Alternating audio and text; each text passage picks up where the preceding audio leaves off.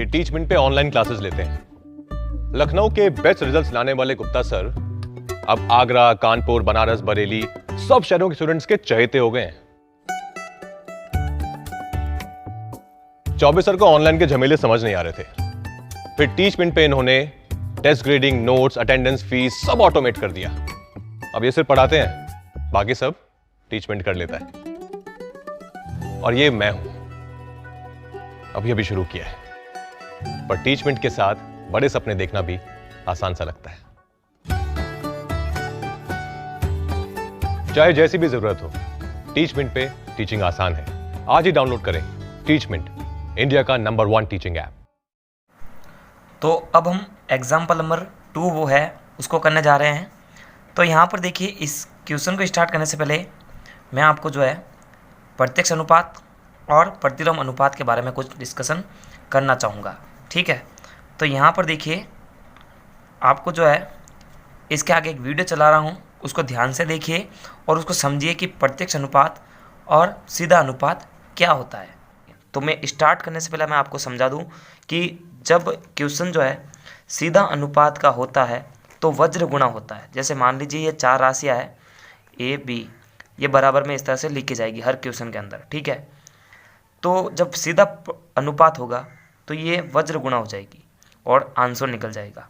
और जब प्रतिलोम अनुपात होगा तो ये राशियाँ जो है ऊपर नीचे गुणा होगी, यानी एक्स वाई से गुणा होगा, ए बी से गुणा होगा, तब जाके आंसर निकलेगा। अब आप ध्यान दीजिए, सीधा अनुपात क्या होता है। जैसे मान लो कि 1 किलोग्राम सेब का मूल्य 40 रुपये है। अब आप वही सेब जो है 2 किलोग्राम लेंगे तो दिमाग लगाने की बात है कि 80 रुपये जो है वो चार्ज लगेगा। और अगर आप एक 3 किलोग्राम सेब लेंगे तो फिर और इसमें जो है 40 ऐड हो जाएंगे, है कि नहीं। इस तरह से जो एक समान अनुपात के अंदर आगे बढ़ने वाला जो रूप होता है वो सीधा अनुपात होता है। अब देखिए प्रतिलोम अनुपात क्या होता है। जैसे मान लीजिए कि 2 मजदूर एक दीवार को 10 दिन में बनाते हैं, और अगर अपन जो है 5 मजदूर लगा दें उसी दीवार पर, तो फिक्स साइड जो है श्योर सी बात है कि वो 10 दिन की बजाय 5 दिन या 4 दिन के अंदर तैयार हो सकती है। यानी एक तरफ से बढ़ रहे हैं तो दूसरी तरफ से घट रहा है, तो वो प्रतिलोम अनुपात है। और अगर एक तरफ से बढ़ रहे हैं और दूसरी तरफ से भी बढ़ रहे हैं तो रिजल्ट जो है वो बढ़ रहा है। जैसे 40 का हो गया 80। और जब प्रतिलोम अनुपात में 10 का 5 हो रहा है और अगर अपन और भी ज़्यादा मजदूर लगाएंगे तो फिर वो दीवार 1-2 दिन में खड़ी हो जाएगी। तो एक तरफ से बढ़ रहा है तो दूसरी तरफ से घट रहा है। तो इस चीज़ का जो है आपको पता लगाना पड़ेगा। ये आपकी मेंटलिटी पर डिपेंड करता है कि आप क्वेश्चन को किस तरह से हैंडल कर पा रहे हैं, क्योंकि अगर आपने मल्टीप्लाई करने का तरीका ही गलत कर दिया तो फिर आंसर सही नहीं आने वाला है, ठीक है। तो दोस्तों, जैसा कि आपने वीडियो के अंदर देखा है कि प्रत्यक्ष अनुपात और जो प्रतिलोम अनुपात है वो क्या चीज़ होती है, तो अगर उसको आपने समझ लिया तो फिर आप इस अध्याय के हर क्वेश्चन को बड़ी आसानी से हैंडल कर पाओगे, ठीक है। तो यहाँ पर हम आगे बढ़ते हैं, वापस एग्जाम्पल नंबर 2 पे आते हैं। आपको हमेशा क्वेश्चन के अंदर 2 कंडीशन दे रखी होगी। एक कंडीशन का अनुपात पूरा दे रखा होगा और दूसरी कंडीशन के अंदर एक चीज़ ज्ञात करनी होगी और एक चीज़ दे रखी होगी। तो यहाँ पर देखिए, 14 मीटर ऊंचे एक बिजली के खंभे की छाया 10 मीटर है, तो समान परिस्थितियों में उस पेड़ की ऊंचाई ज्ञात कीजिए जिसकी छाया 15 मीटर है। ध्यान से देखिए, इसमें ये किसी वस्तु की ऊंचाई की बात कर रहा है, 2 वस्तुएं ऊंचाई की बात कर रहा है, बिजली के खंभे की ऊंचाई और इसके साथ में इसकी छाया की लंबाई। फिर वापस कह रहा है कि पेड़ की ऊंचाई ज्ञात करो जब इसकी छाया की जो लंबाई है वो 15 मीटर है। तो यहाँ पर जिसको ज्ञात करना उसको आप x मान लो। तो यहाँ पर माना कि पेड़ की ऊंचाई बराबर उसको हम x मान रहे हैं, ठीक है। अब अपन क्या करेंगे, इसको सारणी के रूप में लिखेंगे। तो हम लिखेंगे दी गई स्थितियों को ऐसे क्वेश्चन सारणी बनाकर ही करना है, ठीक है। दी गई स्थितियों को सारणी के रूप में लिखने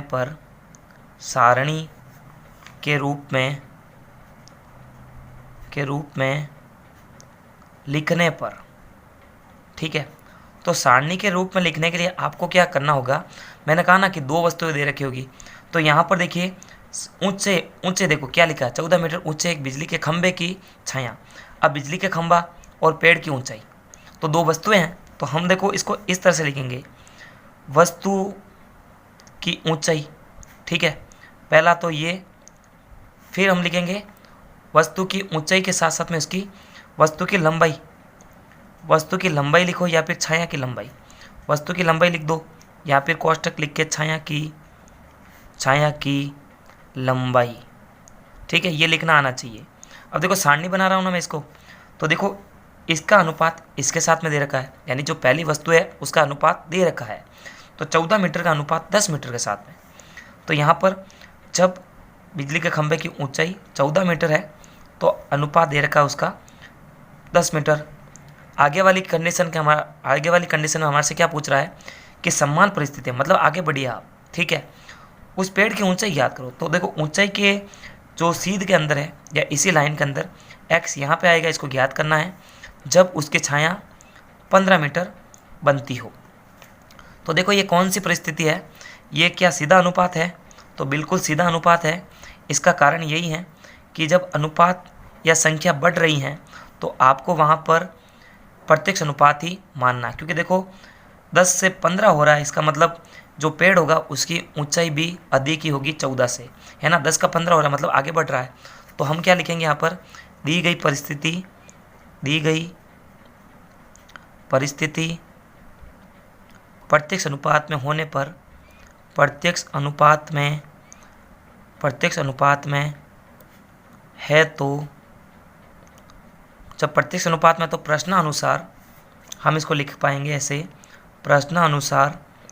अब इसको नॉर्मल तरीके से सॉल्व करना, ठीक है, कि वज्र गुणा करना। देखो इस वाले पूरे कॉलम को ले लो आप, 14/10 और x/15। अब वज्र गुणा करेंगे तो x को अपनी जगह पे रख देते हैं और बाकी वाले 15 को इससे इंटू करा देंगे। तो देखो x तो फ्री हो गया, 15 14 से इंटू हो गया और बट्टे के अंदर 10 है, ये इंटू होकर 210 बनेगा, नीचे 10 है, 0 से 0 कटा। तो देखो x की जो लंबाई है वो 21 मीटर आ चुकी है। तो देखो जब 10 की छाया 15 में बदल रही है तो 14 से 21 उसकी ऊंचाई आ रही है। तो देखो अनुपात बढ़ रहा है ना, तो ये प्रत्यक्ष अनुपात सही था, ठीक है। एग्जाम्पल नंबर 3, यदि मोटे कागज की 12 शीटों का भार 40 ग्राम है तो ऐसी ही कितनी कागज की शीटों का भार 2 स्याही 1/2 किलोग्राम होगा। तो यहाँ पर आपको पता लगाना है, दो वस्तुएं दे रखी है और उसी अनुपात में दे रखी है और एक ही कैटेगरी की दे रखी है, यानी सीटों की संख्या उसके अनुपात में उसका भार, वापस सीटों की संख्या उसके अनुपात में उसका भार। तो यहाँ पर दो चीज़ें आपको पता लगानी आनी चाहिए।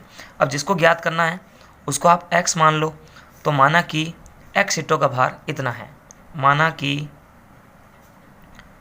कि x सीटों का भार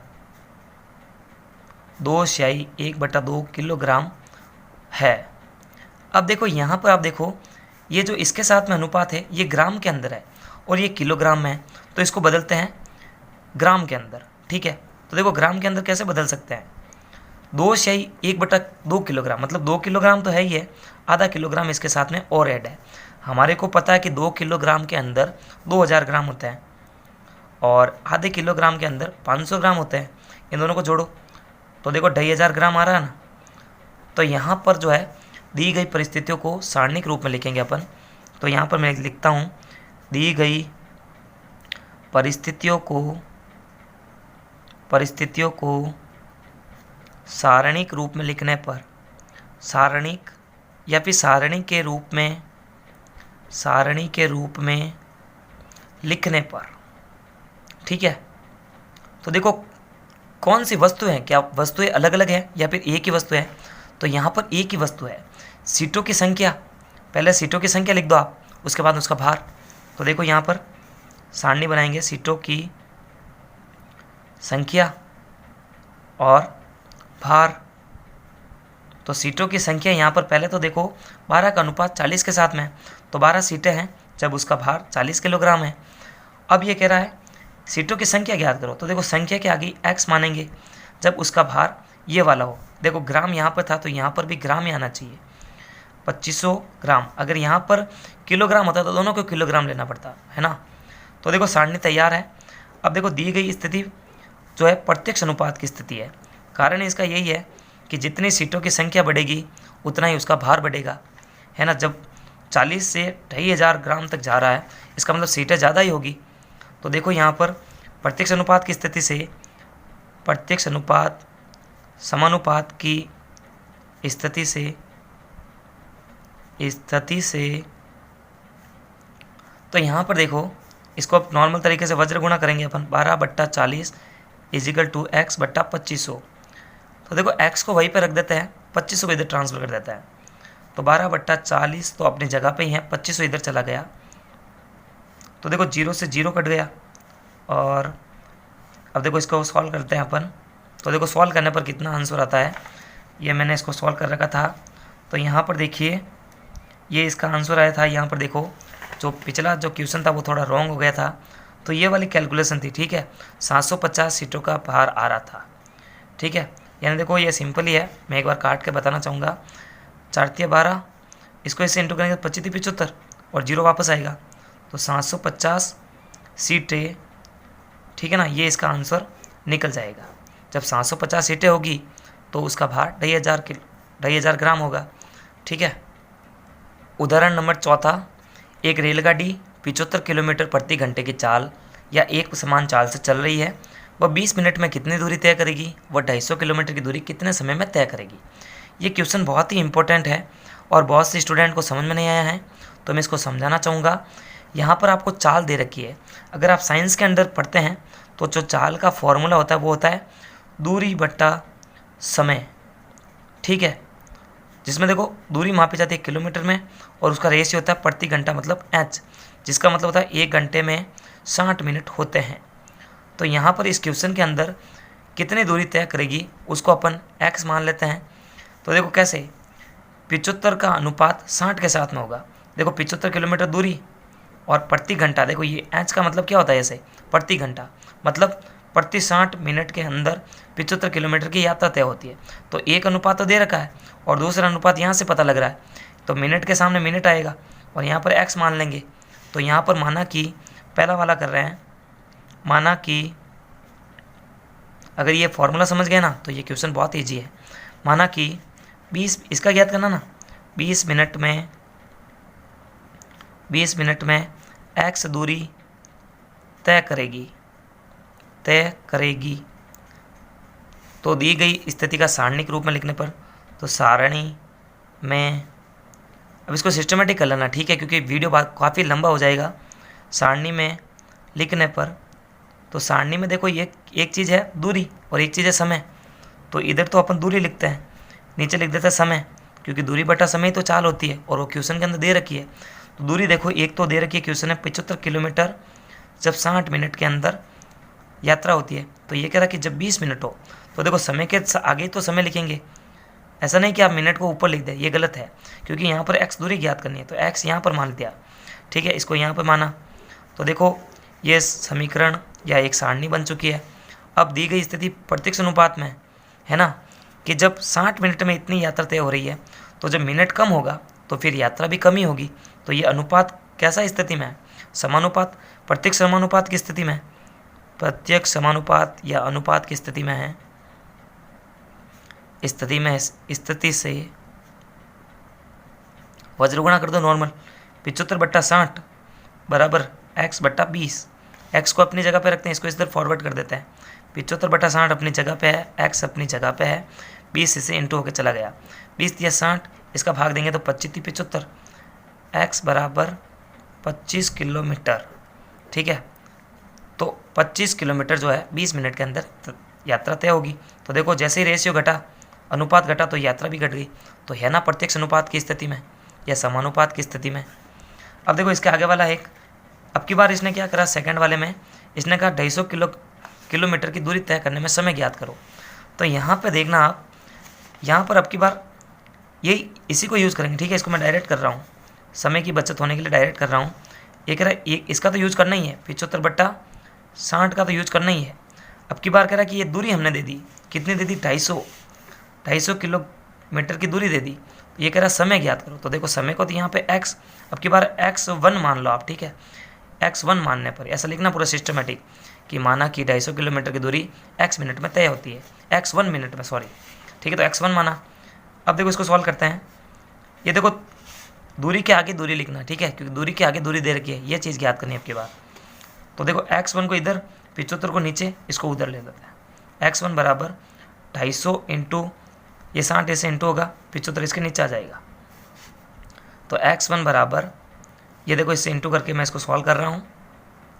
तो देखो जब ये 25 छक्के 150 होता है और ये 2 जीरो वापस आ जाएगा, बट्टा 75, 75 का भाग 150 में दो बार जाता है, तो ये हो जाएगा 200 मिनट।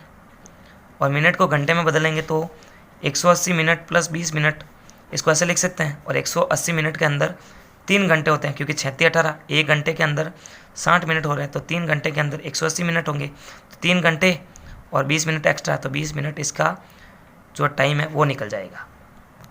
एग्जाम्पल नंबर 5, एक मानचित्र का पैमाना 1 अनुपात ये दे रखा है, 2 नगर मानचित्र में 4 सेंटीमीटर की दूरी पर है, उनके बीच की वास्तविक दूरी ज्ञात कीजिए।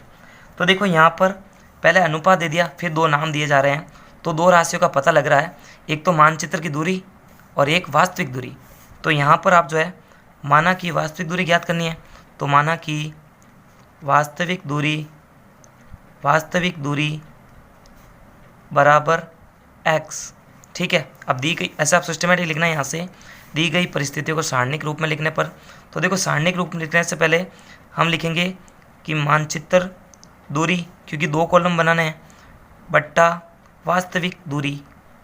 तो देखो 1 अनुपात दे रखा है, वास्तविक दूरी, पहले नाम मानचित्र की दूरी का आ रहा है, तो 1 बट्टा ये आ जाएगा, यानी देखो 1 बट्टा ये जो 3 के 1 2 3 4 5 6 7, वापस वास्तविक दूरी ज्ञात करनी, तो वास्तविक दूरी के आगे x, और जब मानचित्र की दूरी 1 दे रही है, वापस देखो ये 4 वाली, तो इस तरह से ज्ञात करना है, ठीक है, इस तरह से इसको हैंडल करना है।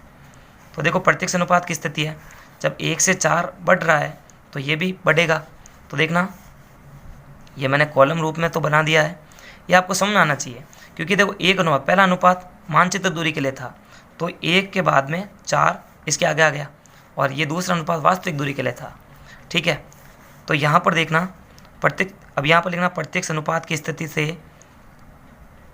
पूरा सिस्टमेटिक लिखना, क्योंकि वीडियो काफ़ी लंबा हो रहा है इसलिए मैं डायरेक्ट कर रहा हूँ। 1 बट्टा, अब देखो 10 की ये 7 घात है, तो इसको ऐसे लिख सकते हैं ना, 3 इंटू 10 की घात 7 बराबर में है 4 बट्टा x। x को इधर, इसको इधर, x को इधर, ये 4 इससे 4 3 की घात 10 की 7 इससे इंटू होगा, 4 × 12, 12 इंटू 10 की घात 7। अब ये सेंटीमीटर में है, और वास्तविक दूरी जो है सेंटीमीटर में नहीं होती है, हम रोड पर चलते हैं तो किलोमीटर के अंदर मापी जाती है। तो देखो सेंटीमीटर को किलोमीटर में बदलते हैं तो 1 बटा 10 की घात 5 से भाग देना होता है या गुणा करना होता है। तो देखो 12 इंटू 10 की घात 7 को हम 10 की घात 5 से इंटू करेंगे। देखो 1 बटा 10 की घात 5 का मतलब क्या होता है, 1 से इंटू हुआ तो कोई फर्क तो पड़ा नहीं। तो देखो इसको ऐसे लिखेंगे 12 इंटू 10 की घात 5 इंटू 10 की घात 2, 10 की घात 5, ये इसलिए किया ताकि ये 10 की घात 5 को 5 से काट दे। अब बच रहा 12 इंटू 10 की घात 2, 12 इंटू 10 की घात 2, तो देखो 1200 इसका आंसर आएगा 1200 किलोमीटर। तो इस तरह से इसका आंसर निकालना। तो थैंक्स फॉर वॉचिंग। पूरे चैप्टर के प्लेलिस्ट की लिंक आपको वीडियो के डिस्क्रिप्शन बॉक्स में मिलेगी, और प्लीज़ चैनल को सब्सक्राइब करें और हमें सपोर्ट करें। नमस्कार।